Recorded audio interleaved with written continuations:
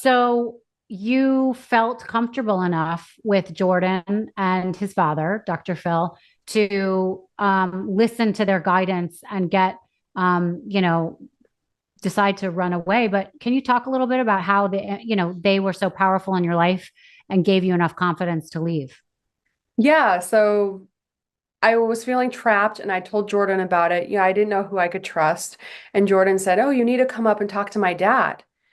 And so I thought, oh, okay, Dr. Phil, like he helps people on TV. That's great. So I go up to his house, top of Mulholland, and he sits me down and he's like, "You're a 25-year-old woman," in the Dr. Phil voice, and you, nobody should trap you and you should be able to live your life. And with my newfound confidence, I go back to the mansion. I slowly move everything out. I finally leave. And, Jordan's like, "Oh, just come live with me." And I'm like, oh, okay, this guy has like a crush on me. And so we ended up being in a relationship. I kind of warmed up to the idea of him and we were in a relationship. He was in a band and we went to the Viper room. He was auditioning some singers and Dr. Phil shows up and he goes, "Oh, this is awesome. Crystal's here and it looks like my son bagged himself a playmate." And I'm just like, "Oh my gosh, I fell into the same trap Mm. again." Like he's convincing me to leave the mansion because his son wants to like date me or something. And I fell victim to the same stupid trap again. Right, right. I mean, how does that make you feel that Dr. Phil, who's someone, that people go to for advice and they trust him, was kind of the one that made you see the light that you one more time are just as good as how you look and, the status as playmate as opposed to who you are.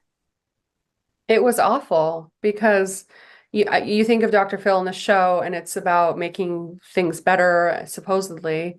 Um, But I learned quickly. I'm like, okay, Jordan has like his dad's black Amex, and it's like enabling children. Doesn't he have episodes about don't enable your children? And here he is doing it. So it all fell apart quickly. And I understood it was the wrong thing. And things are not always what they seem anywhere. Hmm. Yeah. Yeah. So is that what kind of sent you back into the mansion, into the arms of Hef, so to speak? Well, that relationship had failed. I had opened a lingerie store with a friend, and I'm like, I'm not even into this. Why do I have this store? That failed. And Hef's secretary Mary reached out to me and said, Hef hasn't been happy. He misses you. He's been really sad. And I was And for reflecting some, on, go sorry, ahead. I was reflecting on my own life, and I thought, okay, maybe that's where I'm just meant to be. Maybe that's just my path, and I need to go back. Yeah, I mean, for someone who had spent so many years of your life kind of stopping and starting with people and not finding this ultimate love, like I feel like it was really evident you were swayed by wanting to feel seen and needed and loved. And the fact that Hef was, acting like he missed you so much and needed you probably obviously would have pulled you back. Yeah, and I feel like he gave me my value. It's Yeah. disturbing looking back, but if you don't really know who you are, Mm. like someone can give you that value or that, Credibility. yeah, he just I don't know, it's like made me into who he wanted me to be. Mhm. And but when someone does that, they can also take it away from you. So it's hard.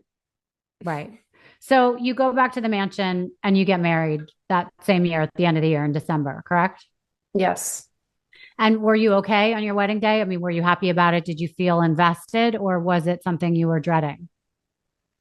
Well, the wedding got narrowed down. I think the first wedding was going to have like 300 people. We were getting RSVPs from like Paris Hilton and Gene Simmons, who are great people, but like this is too much. This is a lot for an introvert, especially.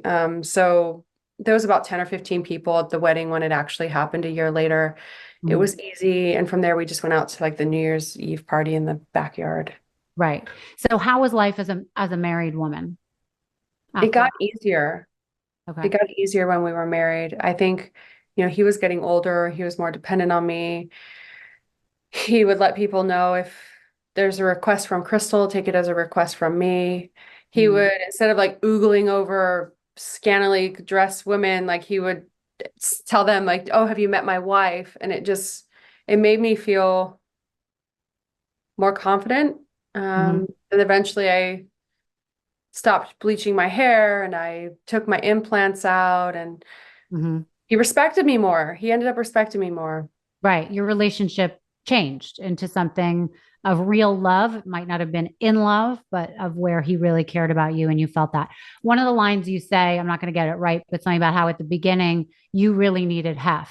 And at the end, he really needed you. And I thought that was a really Um, powerful way to look at your story. yeah, that's very true. Yeah, I think he really did need me, and I think he definitely respected me more toward the end. Maybe Right. he saw me less of an object and more as a human.